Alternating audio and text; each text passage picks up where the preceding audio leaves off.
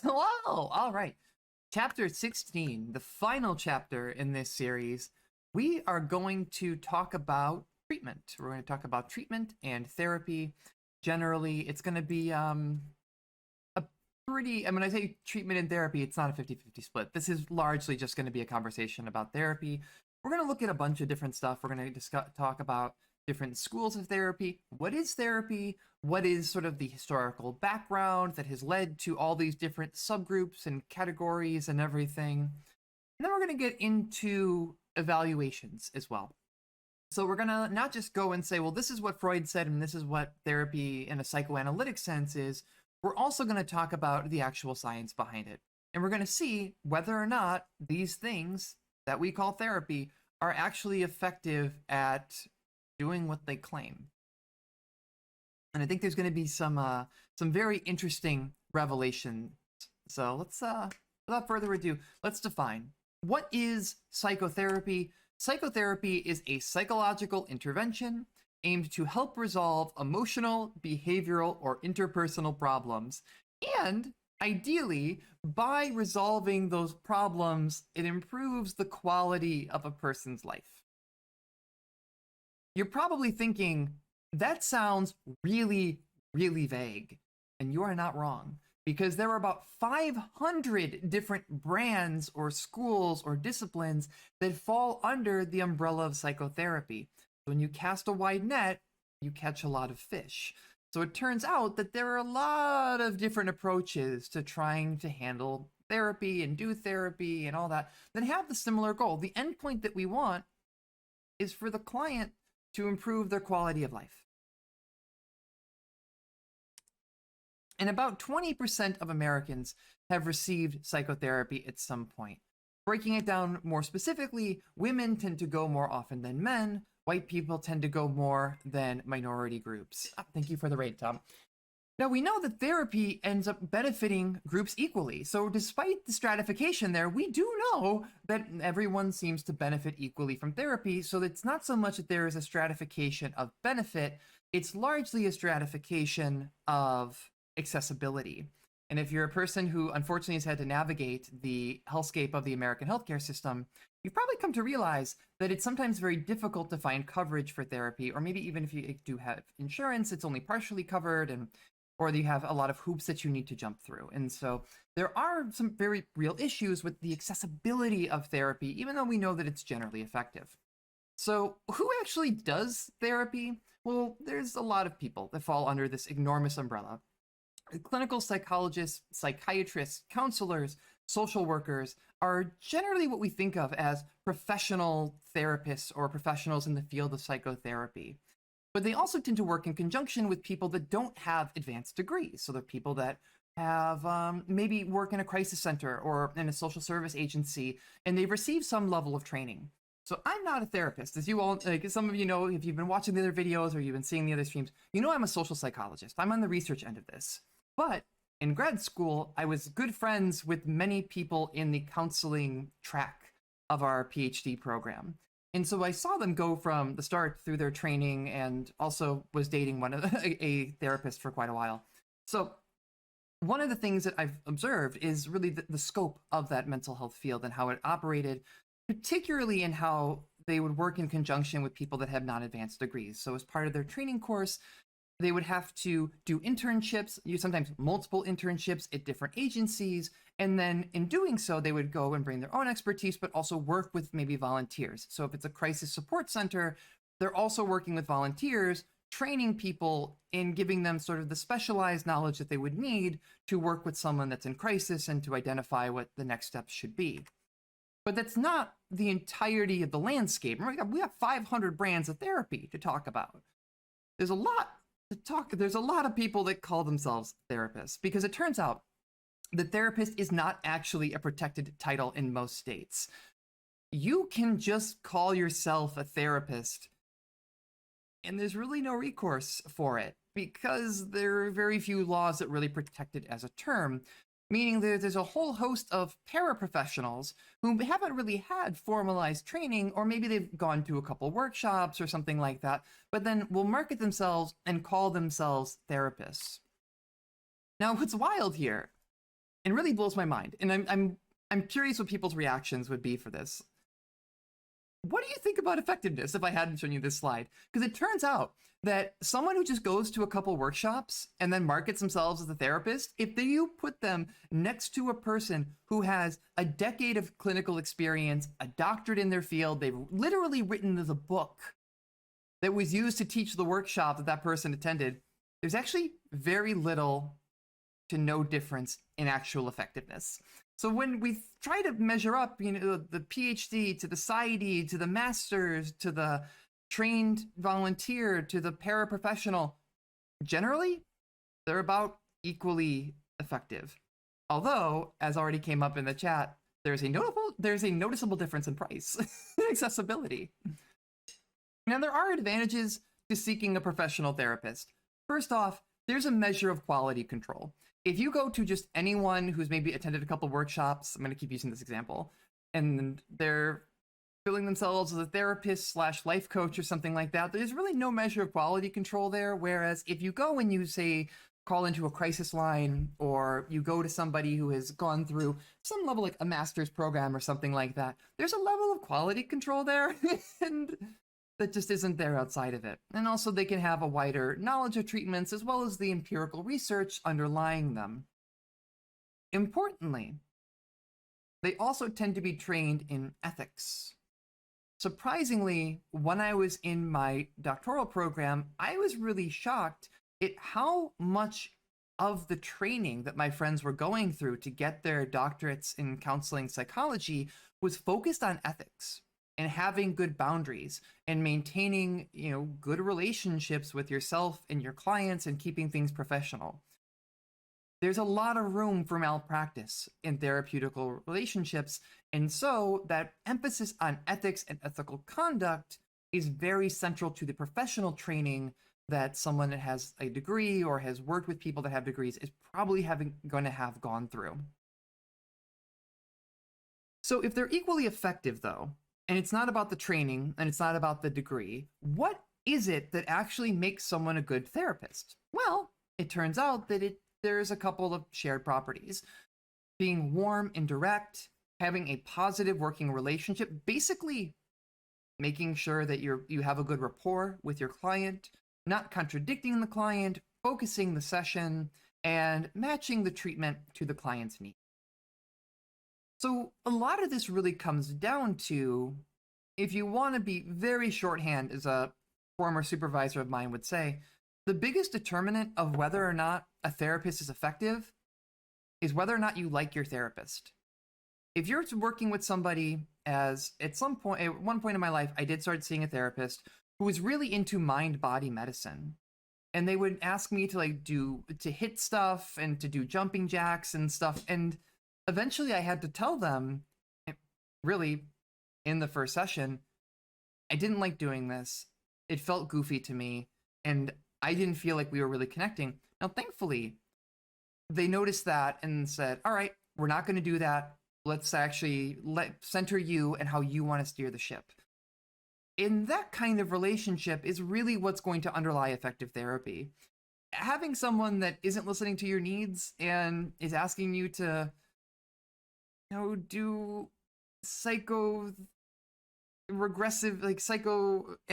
regressive hypnosis or something when you don't want to do it, probably not going to be an effective therapist. So in terms of broad schools of therapy, I want to start talking about insight therapies.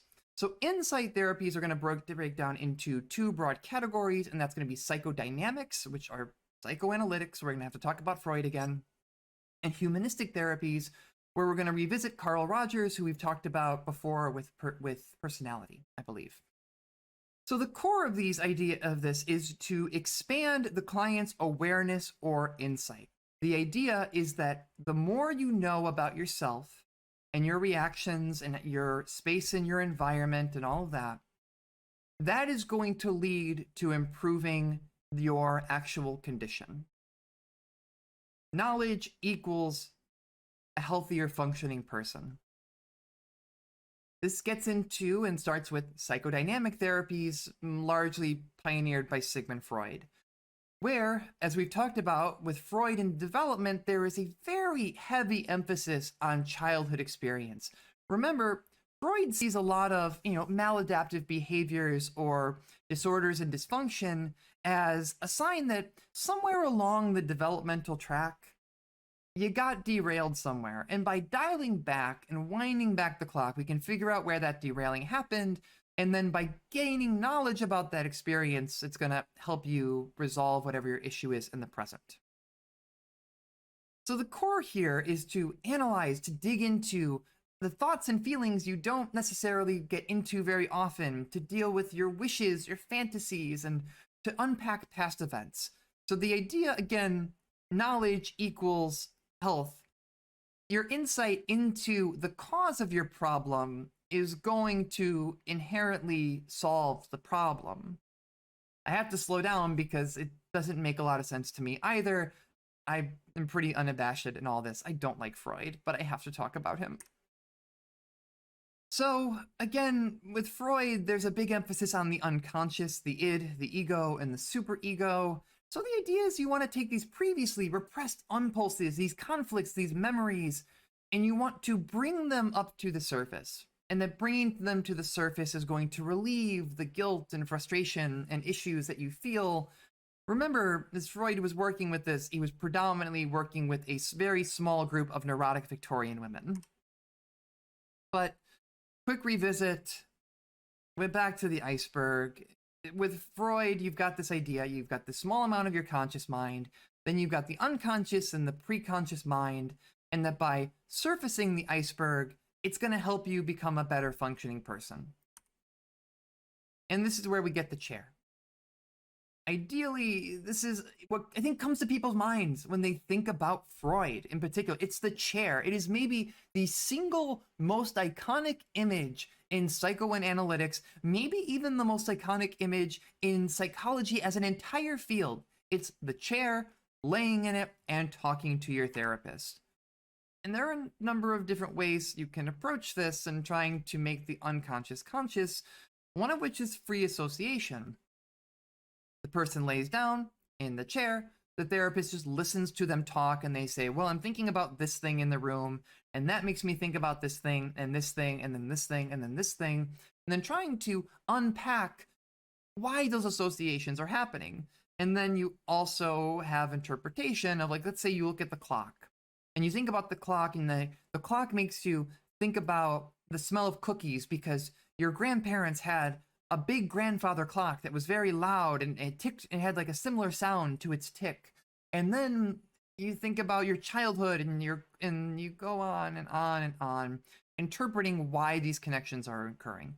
Dream analysis we've talked about in other sections, but really looking at, again, the manifest and latent content. So a quick refresher, the manifest content of a dream is the actual surface of the dream. The latent content is the interpretation of what that might mean. So maybe I have a dream that I win a Yu-Gi-Oh tournament and I'm paid in lobsters. It's happened.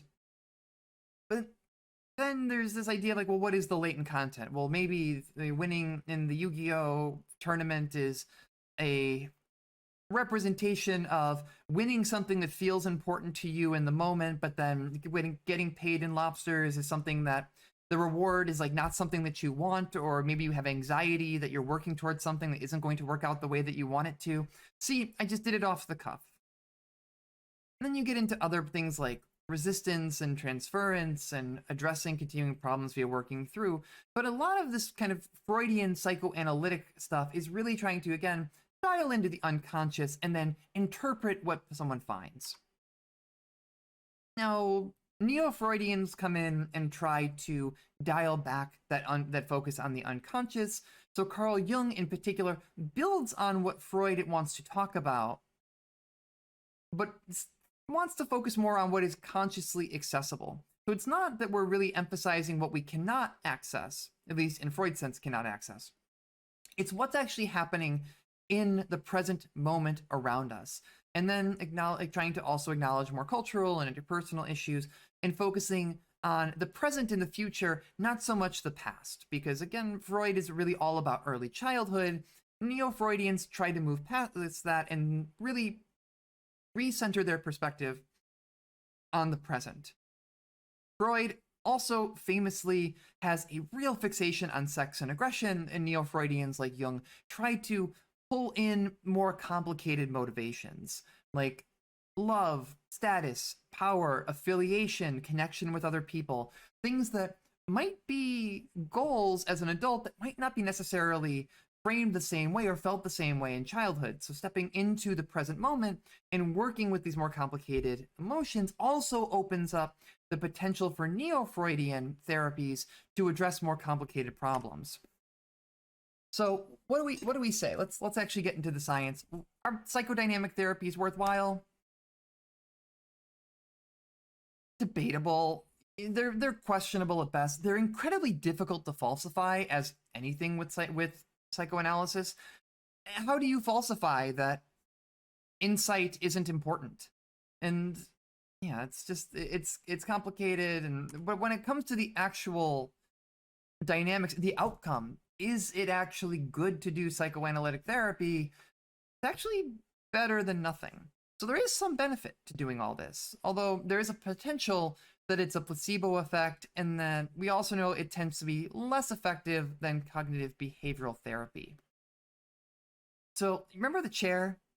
Sitting in the chair and doing all that? I am going to make a wild guess here that if this is the benefit that people get from going through psychoanalytic therapy is only a placebo effect, I'm going to make the wild guess that even just sitting in the chair and talking about literally anything would probably get the same effect.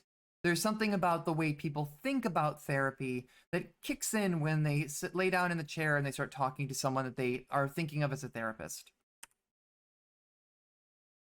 So, extending though, still in the world of insight-based therapy, let's talk about humanistic models of therapy. There's a different emphasis here. It's not about the unconscious and the subconscious, it's about achieving potential. We're going to get into a little bit of Carl Rogers here, but remember we talked about Carl Rogers before in the context of sort of the human condition and his belief that the human condition is inherently positive. So that comes up in humanistic therapy as well. There's an emphasis on living in the present, taking responsibility. If you've ever heard the term mindfulness, this is where it comes from. In its original context, it's situated in humanistic therapy.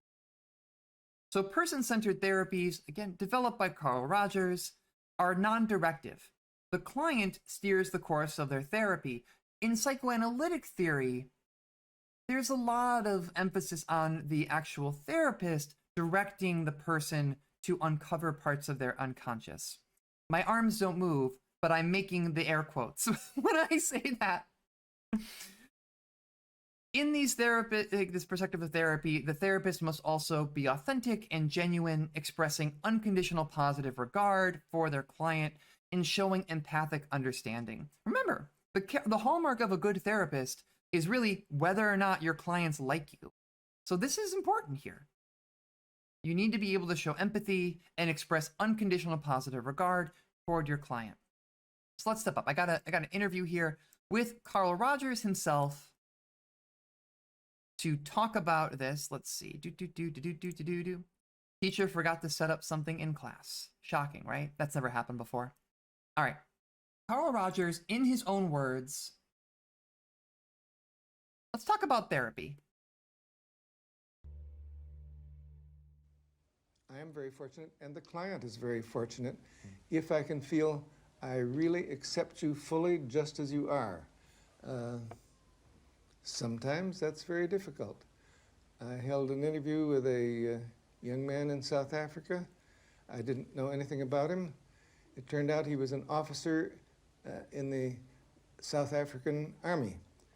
Now, for me, that meant it meant that I stretched my empathic abilities to their very limit to try to be with him, to try to understand him, to try to be caring toward him.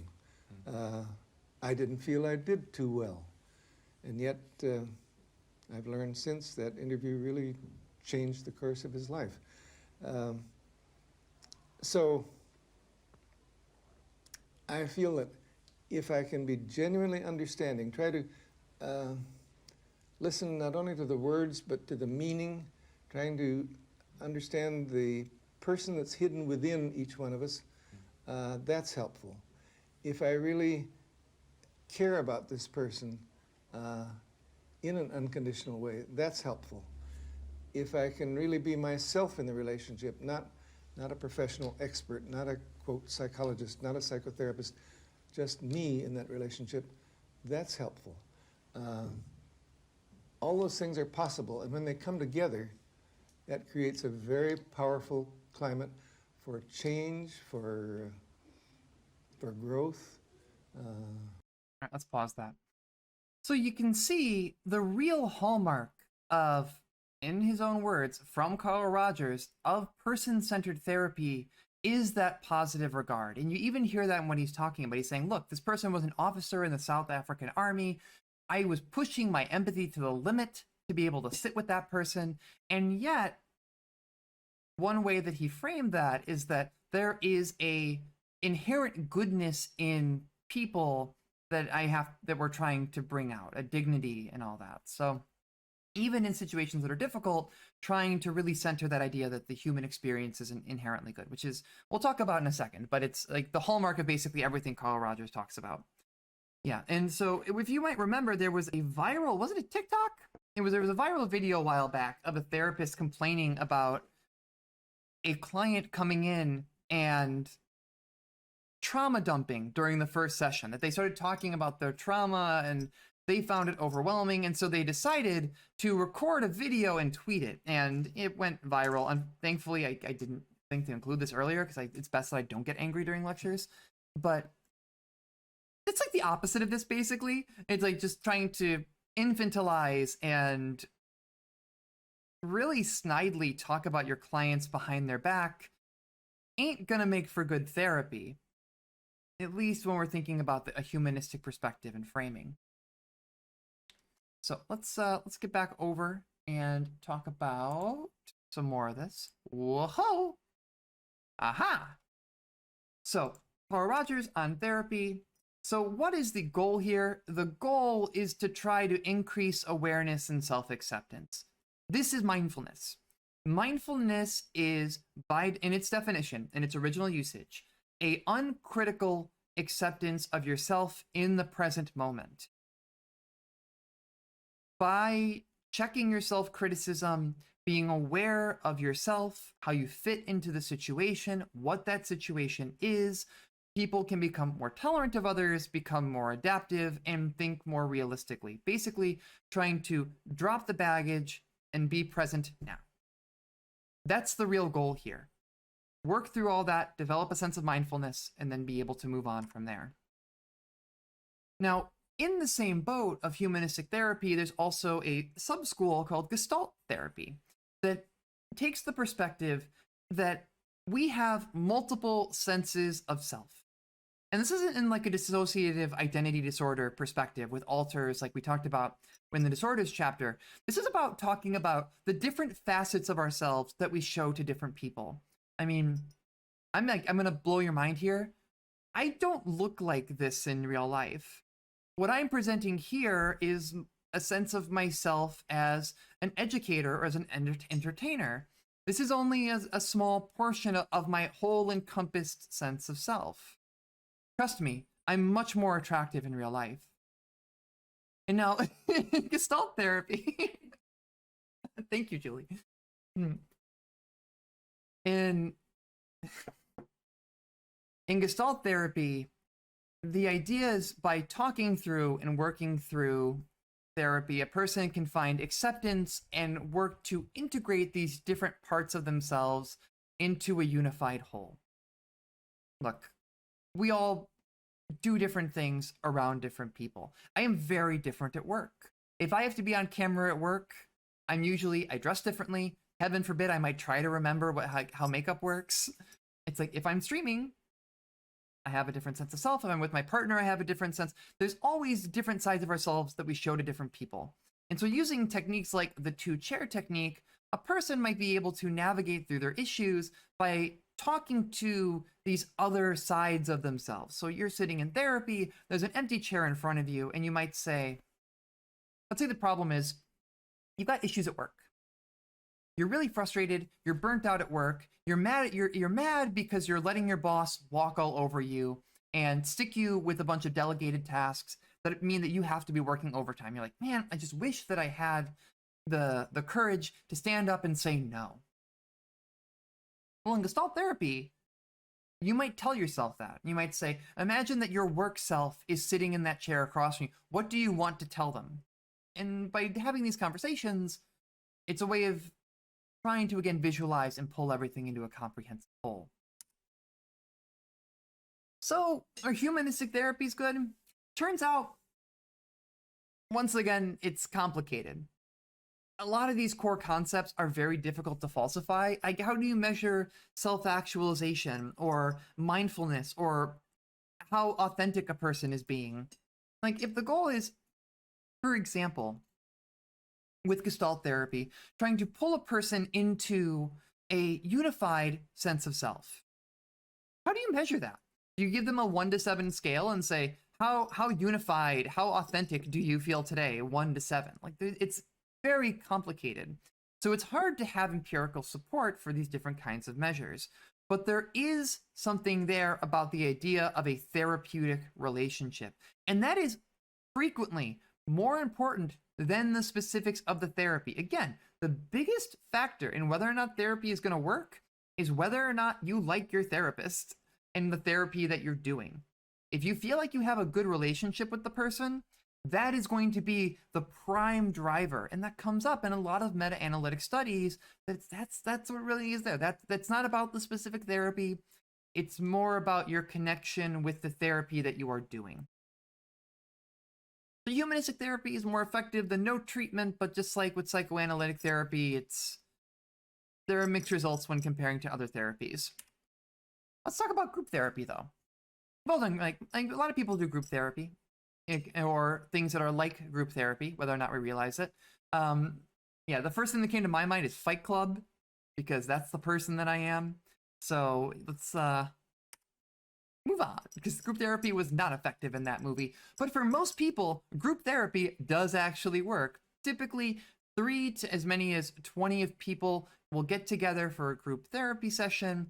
And the thing is that it's actually about as effective as individual treatment and can be used and applied to a wide variety of conditions and methods. Isn't that kind of wild?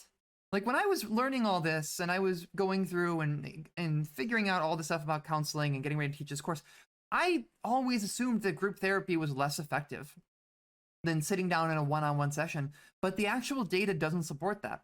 Group therapy works for people. And part of it is because there's an element of social support and empathy that you have with the other members of the group. One popular form of group therapy is AA, or Alcoholics Anonymous, which is a form of a self-help group where typically there is no professional involved, but a group of peers get together and bond over their similar problems. Now, Alcoholics Anonymous is based in the 12-step program, which has little research support, has a lot of misunderstandings, and even though it may help some people, it's not more effective than other forms of therapy. But there are alternatives to AA that have a better understanding and rootedness in the actual science around therapy. So controlled drinking programs that still might not be might not have any professionals involved, are still peer groups that might encourage moderate drinking and setting limits can be effective for many people.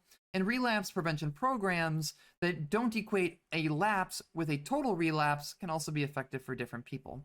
But the broad point here is that group therapy can be as effective as one-on-one therapy with a trained professional, depending on how the person is connecting with it.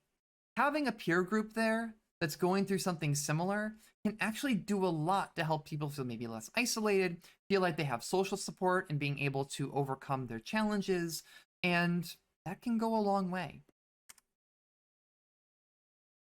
Family therapy is an extension of group therapy, where the patient is the whole family. And even if the goal is to treat one member, it takes the perspective that the family system and interpersonal dynamics that are set up in the family are contributing to that problem. You might be familiar with such popular examples as The Simpsons. Now, there are a couple of different ways to frame this. Strategic family interventions are designed to improve communication by shocking your family members, among other techniques like role play or just having communication and encouraging people to talk about the problems that they have. Structural family therapy is a little bit different, where the therapist is actually going to immerse themselves in the family to observe and make changes. This is kind of the thing that you see sometimes in, honestly, reality TV, where a person might embed themselves in the family to talk about their dynamics and do everything. That's not totally dissimilar to what you would see with structural family therapy. And now this is, again, more effective than having no treatment at all, and about as effective as individual therapy, but it loses some of the benefits of group therapy because you don't really have the peer group anymore, right? You have other relationships, competing interaction, like where you're not showing up to somewhere and say, hey, let's say it's a support group for people that have social anxiety, and you show up and everyone there has social anxiety, and you talk about how you're anxious to be there, and you have this relationship with them that you wouldn't get if you were also going home with those people and living in the same house. You know, it's just a little bit different. There's more investment. People wear more hats in the home. And so instead of the people in that peer group having one role, there's a multitude of roles and dynamics that are at play. So moving on though, talk about behaviorism. So we've moved on from psychoanalytics into behavioral therapy, into behavioral therapies, or psychoanalytics into person-centered therapies, into behavioral therapy. So let's talk about behaviorism, which is a focus. This is again, if you need a refresher, this is Skinner boxes. Behaviorist and radical behaviorist approaches posit that the mind does not matter. The only thing that matters is what you can see and what you can measure. And so the behaviorist approach to therapy is to basically look at the behavioral techniques in classical and operant conditioning and figure out where people learned maladaptive behaviors. And so this is typically done through behavioral assessment techniques, observation, or interviews to say, how did you get to this state of being? So let's take an applied example. So you've got a cutoff image here, but let's say initially you have a hypothetical streamer that is not me. And over time, through the process of classical conditioning, that streamer has developed let's say a nervous tic where they refresh Twitter every time their phone rings, because they've learned over time to associate the phone ringing or vibrating with the attention they get from social media. And now there's maybe some unhealthy coping techniques that are happening in their life. So what the behavioral researcher would do is say, let's unpack this. Let's go and try to break this connection, figure out how this happened, and then use different techniques to try to break that down and get to a healthier way of interacting with the environment. One way of doing this is exposure therapy. This is particularly used for people that have phobias, where a person is initially presented with the thing that they are afraid of in a controlled environment. Now, the earliest form of this was systemic desensitization, which is based on the idea of reciprocal inhibition, which is basically you can't have a light switch off and on at the same time. So you can't be happy and sad, joyous and angry, so on and so forth at the same time. You can't, but importantly, in this case, you can't be calm and anxious. So the idea is that, let's say you're afraid of spiders. Just deathly afraid of spiders. Even the thought of spiders freaks you out. Well, the way you would ramp up systemic desensitization is maybe the therapist encourages you to think about a spider. But to do it at a time where you're also trying to do some deep breathing exercises, maybe they're playing relaxing music, chill beats to relax to in the background, and that maybe challenges that anxious activation that you're having. You can't be anxious and relaxed at the same time, so now you've managed to think about a spider while staying relaxed. Then there's a picture of a spider. Then there's a VR simulation with a spider. Then they ask you to watch a spider-themed VTuber. And then maybe you are introduced to an actual spider. And all the while, gradually ramping up exposure while teaching and pairing coping techniques to help the person remain calm. Yeah, maybe they ask you to play the incredibly wonderful and adorable game, Webbed. Oh god, what a good game. Anyway, so a later developed technique is flooding. So this is based on extinction, the idea that you can just gradually, by shocking a person's system, cause them to break the connection between whatever the stimuli is and fear or anxiety. And I got some choice videos that actually do make me anxious. So let's get into these. Let's say that a person's got a fear of heights. And then you have them do this.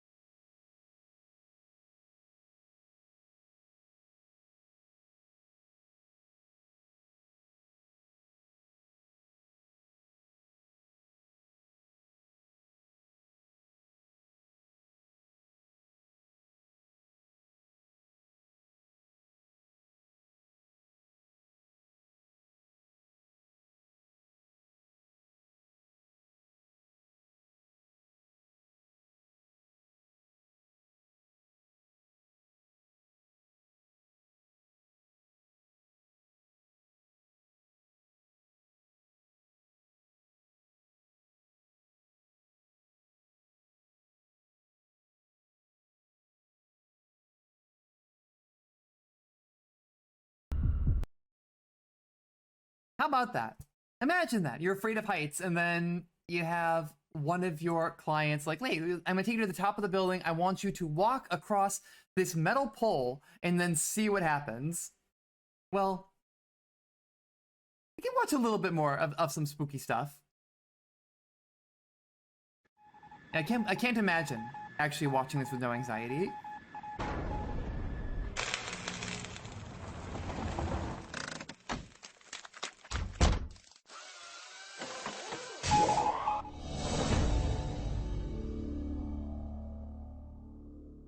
That's a strong intro.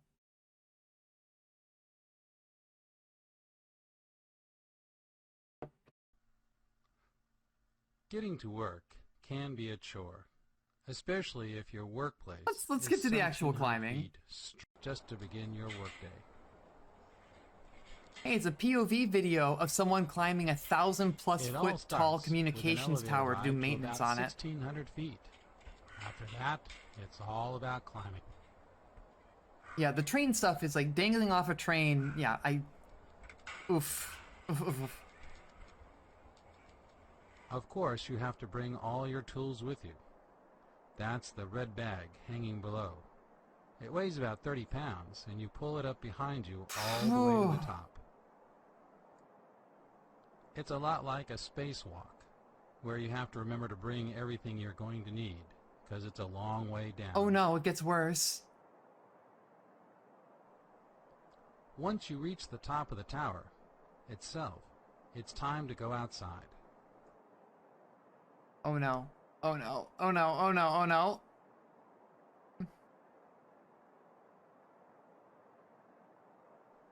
Got the tool This back. is the pole that the antenna's mounted on top of.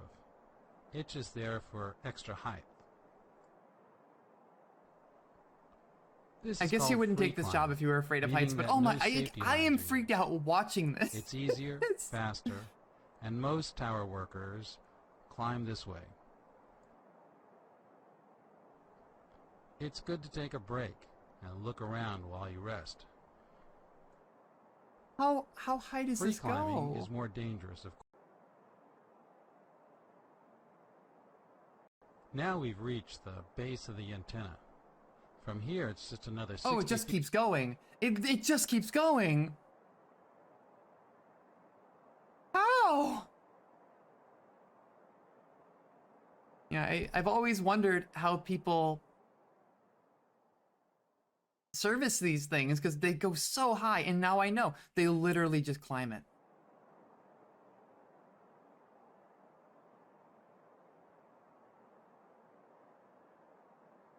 Anyway, I'm getting anxious. Let's see. Let's just go. How high does this go? How high does it? Oh, here's the view from the top. Imagine if you went all the way up there and you forgot your tools.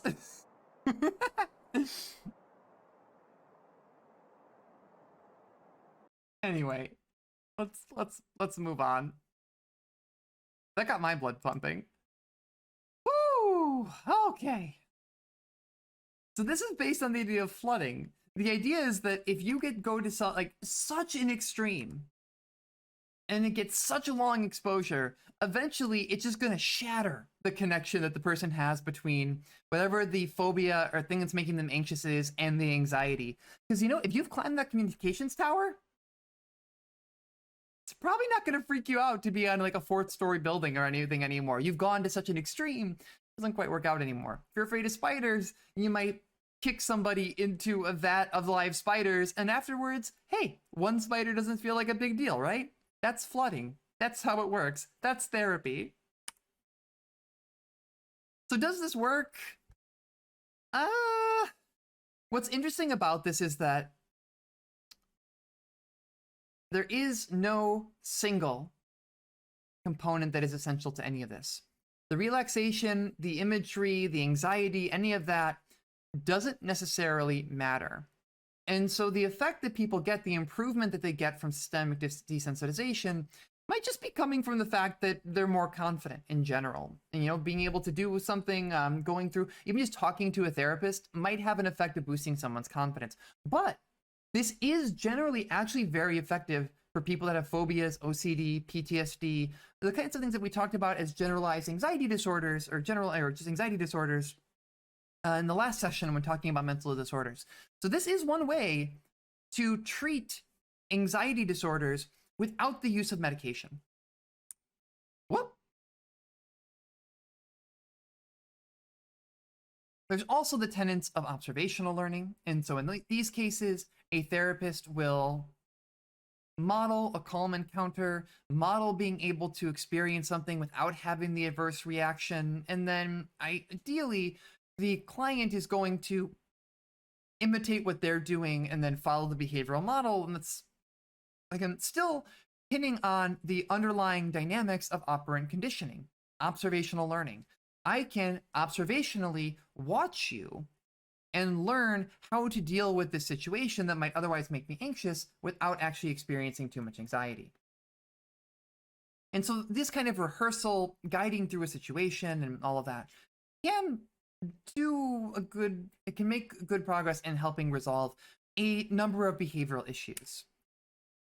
There's other points and other ways that people leverage learning to address behavioral concerns, basically trying to apply behaviorist ideas into a therapeutic context, maybe something like a token economy. This works very well for maybe even something like a substance abuse program. If you every day that you don't drink or you stay sober, you get a token. The token can be exchanged for some kind of reward. Now, the problem is that when you have a token economy, let's say, for example, let's just keep going with substance abuse. You have a token economy that's being used as a intervention for substance abuse. So what do? You go through, you stay clean. Being clean gets you tokens. Tokens get you cool stuff. It's like maybe there's like I don't know, it's always, whenever I think about token economies, my brain always goes to Chuck E. Cheese, and now it's stuck there as I'm trying to think of an example. So let's just go with that. Let's say you get a prize from the prize bin. The problem is that, well, it's not going to be generalizable outside of the token economy. If you're only staying clean to get the reward so you can get something out of it, it's not really addressing the core connection there. It's just trying to condition a person to do something more desirable for some kind of reward. There are also aversion therapies, which pull on operant procedures, particularly antabuse. Antabuse is an additive that can be given to a person, and it causes their body to violently react to alcohol. So if someone is in a very extreme sense of a case of alcoholism, they might be prescribed antabuse. They take antabuse. If they drink, they become violently ill. And one thing we do know from our discussions on learning, we as just human beings are incredibly good at developing taste aversions. And so using antabuse and alcohol in conjunction is a way of leveraging that in a way to prevent somebody from drinking. And there's mixed research on the effectiveness, but the underlying core is really rooted in that idea of trying to specifically give somebody a taste aversion to alcohol or to beer or to wine and so on and so forth. So now we get to talk about CBT and cognitive behavioral therapy. So cognitive behavioral therapy is, again, a broad umbrella that basically shares a couple of assumptions. Cognitions are identifiable. The cognitions are the key in both healthy and unhealthy psychological functioning. And irrational beliefs can be replaced with more rational beliefs. I don't know what you thought CBT was going to stand for, but yeah, obviously this is what we're going to get into. So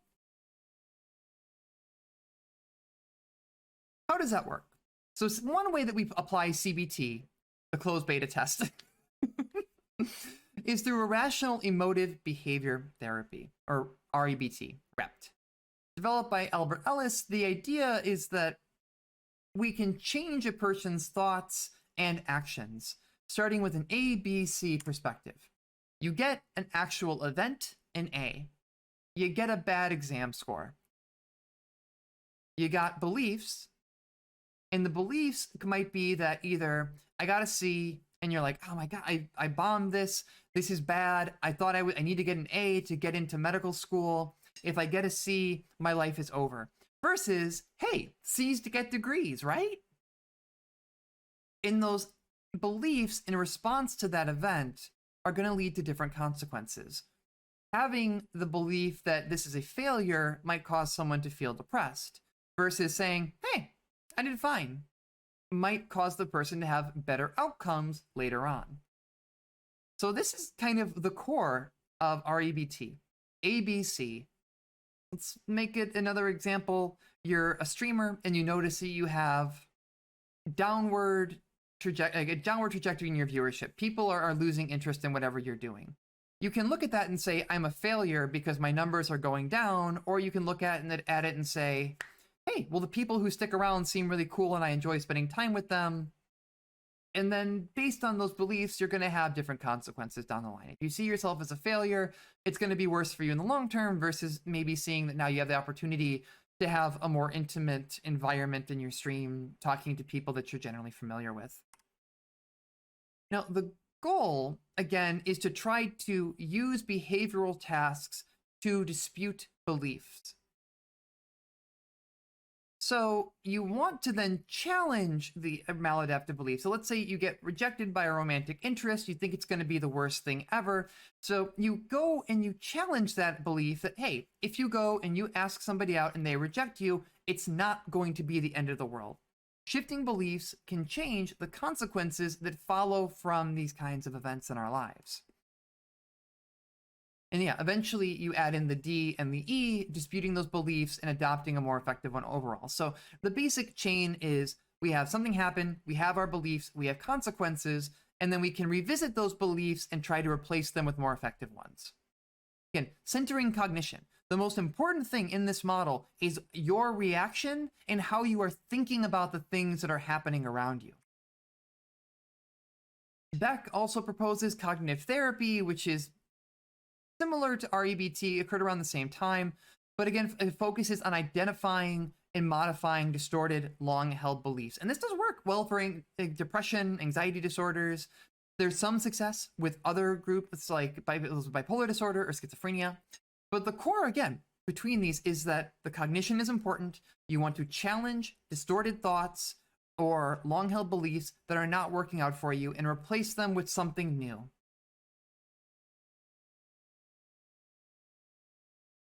And then we get into the third wave of CBT. So we've had behaviorists and really radical behaviorists. You've had the cognitive revolution. And now we're getting into a different approach.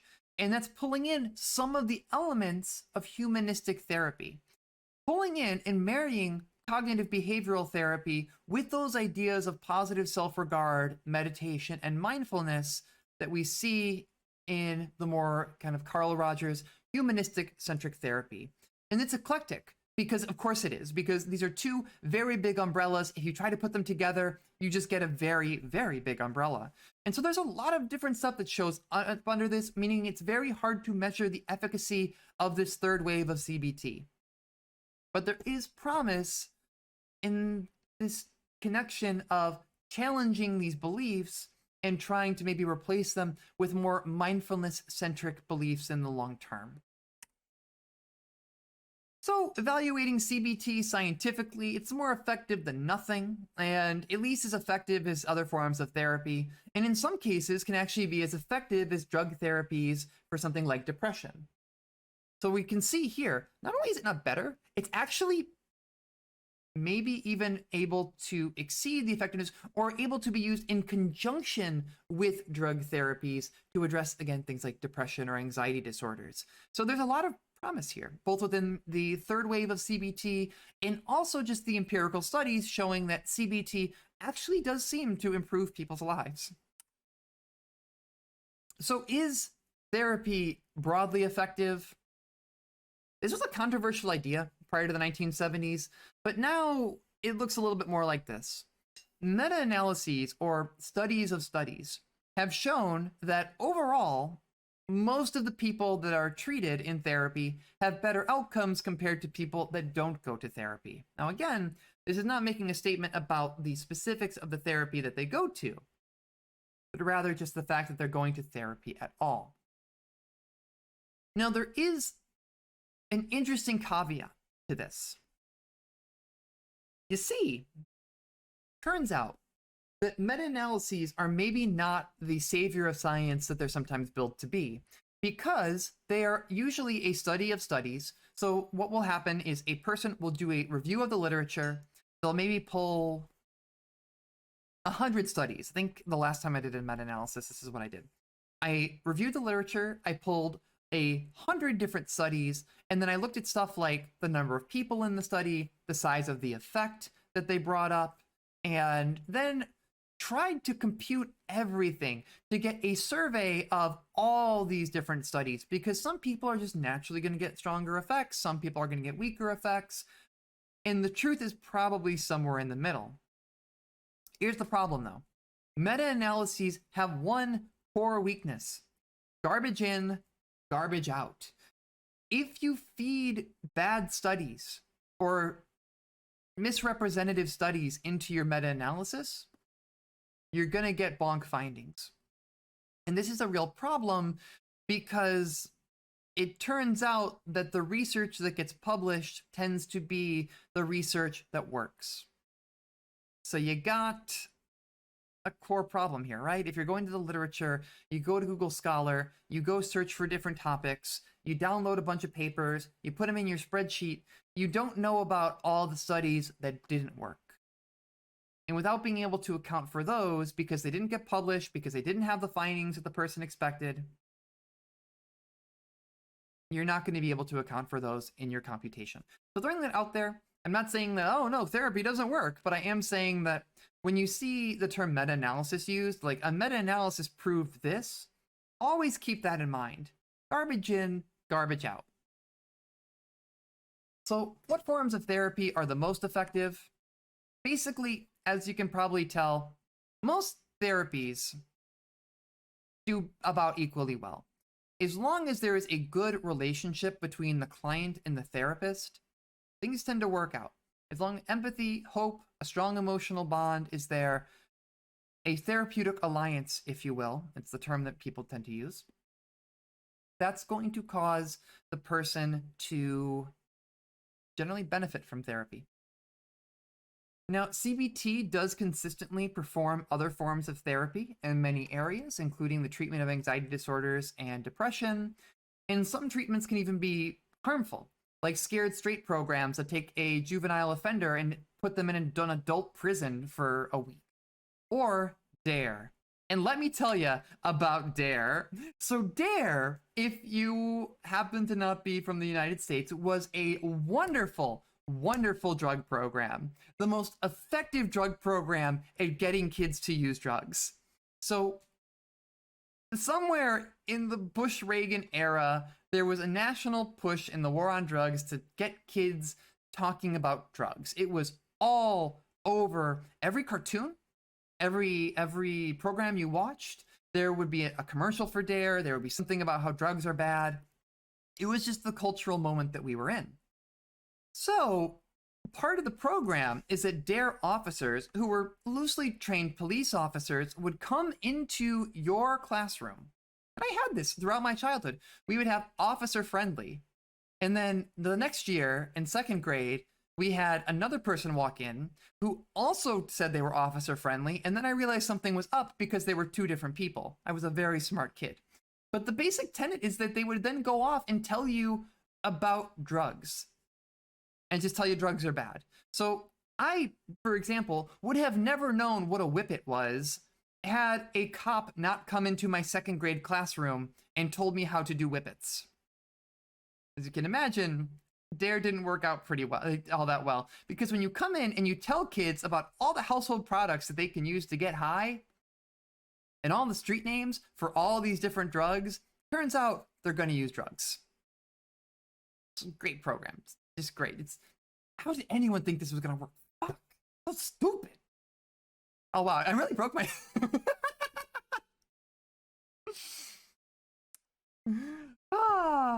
Also, we've talked about these before, but recovered memory techniques as well. So look, you've regressive hypnosis aiming to pull people into recount forgotten memories of abuse has resulted in a number of false accusations. Lives have been ruined, and people have been for real traumatized by it. And this was a massive thing for a long time. Regressive hypnotherapy played a huge role in the satanic panic of the 1980s and 90s. So like all of these ideas about satanic ritual abuse that you may have heard about are largely a cultural effect of malpractice using recovered memory techniques. Just putting things in a real perspective here. There have been a lot of examples of bad programs that have ended up causing tremendous harm to people. Well, there we go. So there are, thankfully, empirically supported treatments that can actually validate what people do, and there's an increased effort to scientifically validate treatments. Like, for example, the EST is going to list a list of different treatments and their effectiveness for different disorders, but not everything has been sufficiently researched, and many therapists don't really rely on strict definitions of empirically supported treatment use. So there might be a listing of this, but because it's really about the therapeutic alliance and letting the client help steer the ship in their own therapy, they might be inclined to shift away from whatever the empirical recommendation is in order to better fit and develop better rapport with their client. And that might sound like an alarm bells kind of situation, but it's not. Because the most important thing, again, is that there's a good therapeutic relationship, and just because there isn't empirical research supporting it doesn't mean it doesn't work. Now, therapy is not the only way that we tend to treat disorders or maladaptive behaviors. There are also biomedical treatments that directly alter the brain's chemistry or physiology. We call these psychopharmacological therapy. Psychopharmacotherapy. There we go. which is a use of medications that psychiatrists will prescribe, which allows them to directly treat certain disorders via alterations to the brain's chemistry, like prescribing Prozac for depressants or mood stabilizers. Remember, we've talked about selective serotonin reuptake inhibitors, or SSRIs. Those might be prescribed to treat bipolar disorder or maybe even some schizoaffective disorders. Now, the interesting thing is we don't actually know how many of these things work. We know that they work. We know that when someone takes Prozac, it does treat certain forms of depression. We know that it works by increasing the amount of serotonin in the brain. We have no fucking idea what the optimal amount of serotonin is. We just know that it works. And so there is a lot of give and take in psychopharmacotherapy in trying to find the correct dosage for the person in their own situation. And so there's a lot of trial and error trying to maximize effectiveness but minimizing sound effects.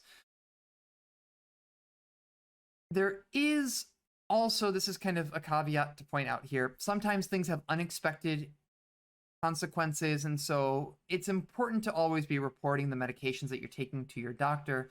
And not exactly a psychopharmacotherapy perspective, relevant piece here, but here's a fun story. So for some trans femmes take progesterone. Progesterone is a hormone that is implicated in ovulation and pregnancy.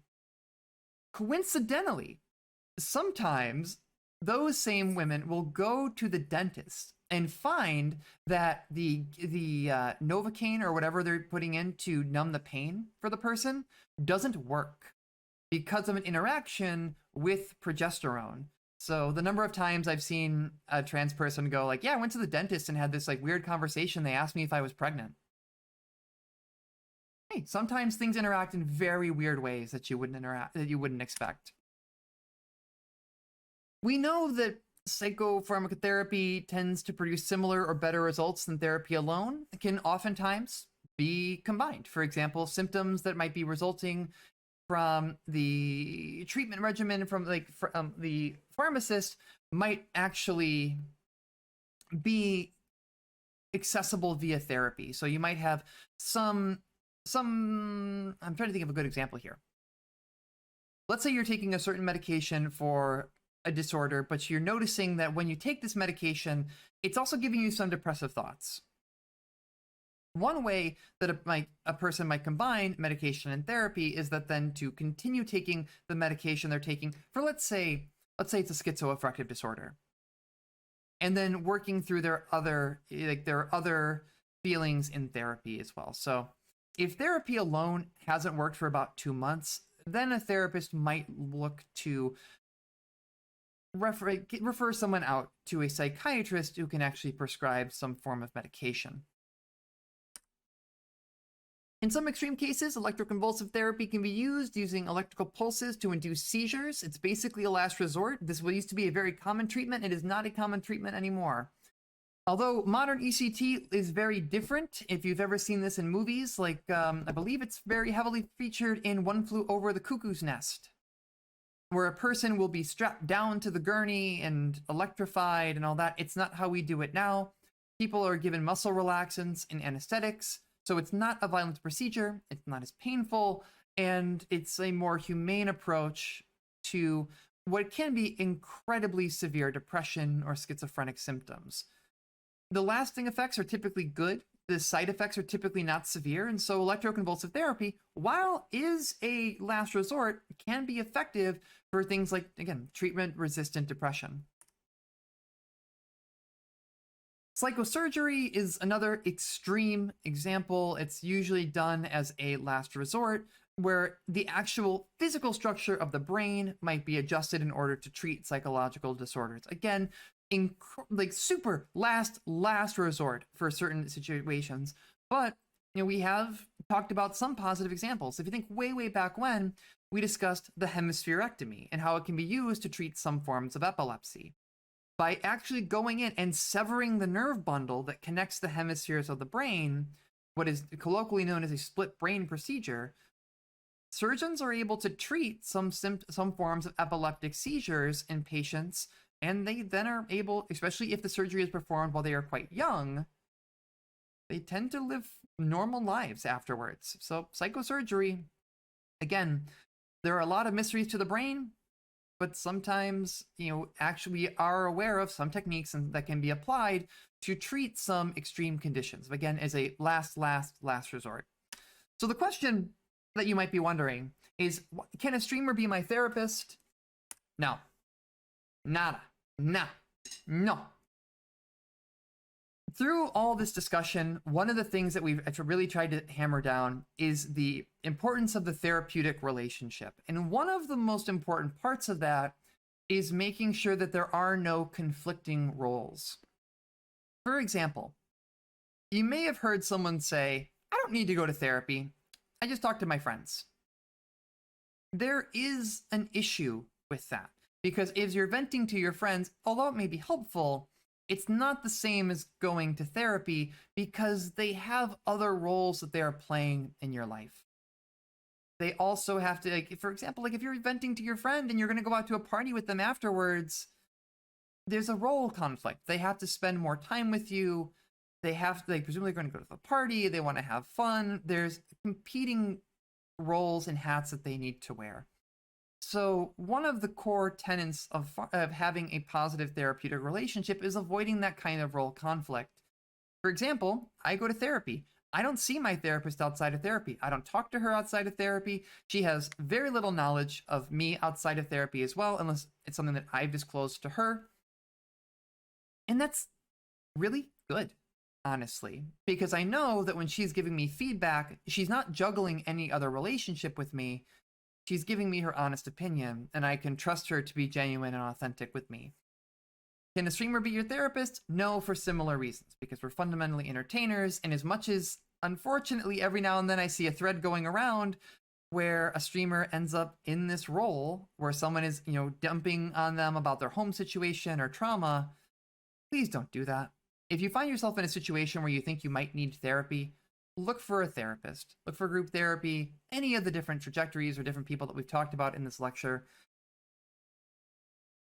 Because it's just not the same. And with that, that's it. That's all, folks. That is the end of this whole big thing.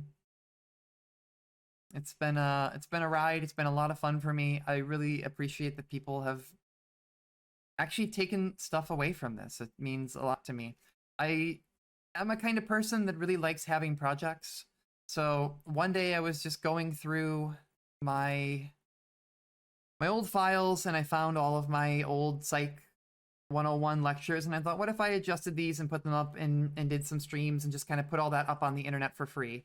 So this has been a big undertaking. It's been a huge amount of time, a huge amount of effort, and I've gotten some really cool reception to this. One of the so the fun bits here that I wasn't, one of my friends who was a teacher actually suggested these videos to their students, and recently told me that one of their students actually is considering now going to college and looking into psychology as a course of study because of these videos. I know that, I guess these are now listed as a resource on a couple of different syllabi for different Psych 101 courses to supplement other people, other instruction. It's beyond what I ever could have expected from this, and it just means a lot to me to have the space to be able to share this stuff. Obviously, I'm passionate about it because, well, I've spent dozens and dozens of hours of my life now practicing and refining and obviously doing and editing and posting up these lectures because it's a thing that I think is worth sharing. So it's, it means a lot to me. And I guess with that, that's the end. Semester's over. I'll be hanging out for a bit afterwards, but I'm getting a little emotional. Anyway, thanks for hanging out. I hope you learned something. Bye.